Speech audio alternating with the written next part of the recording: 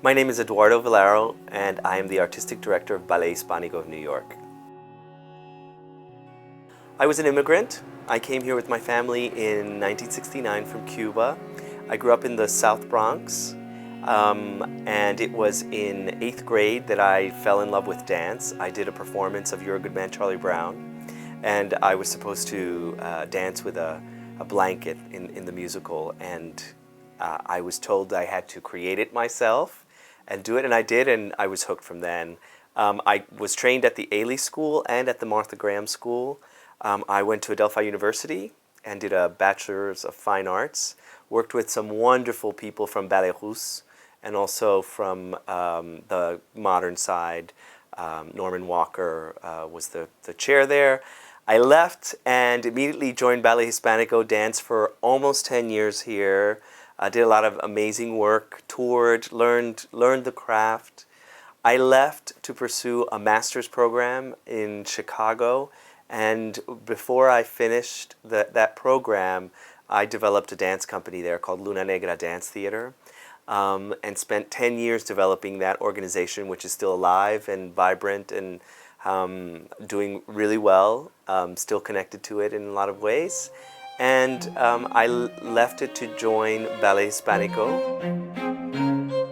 Ballet Hispanico has a strong mission for outreach, for taking culture and dance to young students. The impact of outreach is something that I see on a constant basis. When we're on tour and the company performs and also goes out into the community and does workshops, when we are in the city and we're seeing our outreach education program and the 6-year-olders have learned a Mexican folk dance and then have created their own dance because they were so inspired by that. Those moments, luckily for me, are many. I go into a school and what I see is what everyone tries to put on these students, and their voices aren't heard. So yeah, they might have these kind of preconceptions, but it's not theirs. It's actually their families, their principals, their students, media. Do you see what I'm saying? And then when you start really working with them, you start really, I love it. I love it when some kid might go, well, I really kind of like that because it really, they start critiquing or developing an aesthetic, and you're like, wow, that's amazing.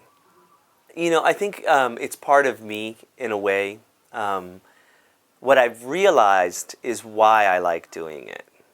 And I like doing it because I was a kid who didn't speak English, who came to this country, and I wanted to be part. I wanted to be part of the conversation. I wanted to have friends. I wanted to join. And I think that, it's kind of like almost a syndrome of immigration, that you try to fit in.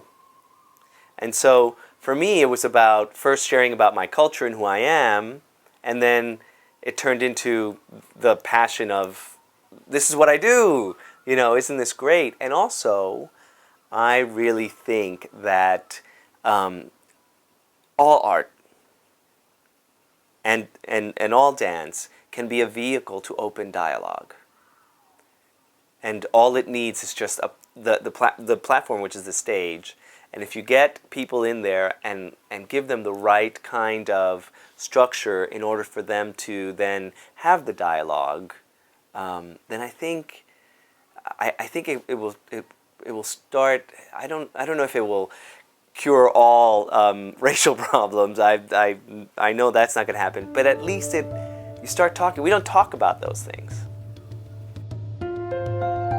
It's a mixture. It's about revering the past, and so we'll do works that from the past repertory. I'll kind of zhuzh it up a little bit, change costuming, try to bring a different kind of context to it, whether it is costume or lighting, but that is relative to today. But the new work is really looking at culture in the Hispanic and Latino diaspora, and what it means not only to be Latino, or what is it about our culture that is separates us or connects us. works like Moray Gutierrez, Puntos Suspensivos, you know, she's still in the mix of, she's been only in this country for 5, 6 years. There's still this tug about, you know, I grew up at home, home is over there, what does that mean? Why do I need to keep referring to it? How am I changed from it? What does, you know, there's an interesting moment, and it happens to everyone who leaves even a neighborhood. You know, you have built this almost cosmos there, and you leave and you become something else. And when you come back, everybody's kind of like, oh yeah, you're not that much Cuban anymore, and it hurts. But then it's true. So there's always there's so much paradox in culture, that to align it with a stereotype always is just disastrous.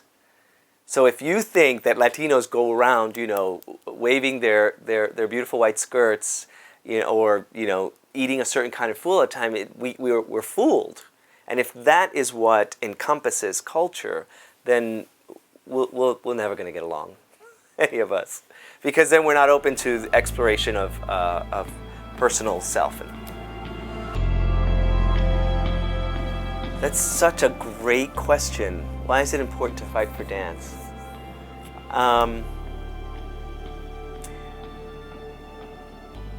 I think it's important to fight for all art form, but in my case, particularly dance, because dance does not make you a better dancer. It makes you a better human being. It removes the ice when you grab someone and say, will you dance with me? It is a language that really brings people together. We have dance everywhere. I mean, we've been dancing since the circle around the fire.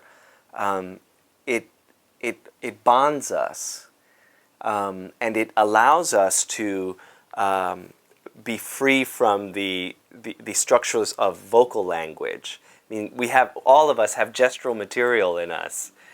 Some that are very similar, some that aren't, and so, you know. But for some reason, it's tangible for our kinesthetic selves to understand gesture much quicker than it is language, I feel.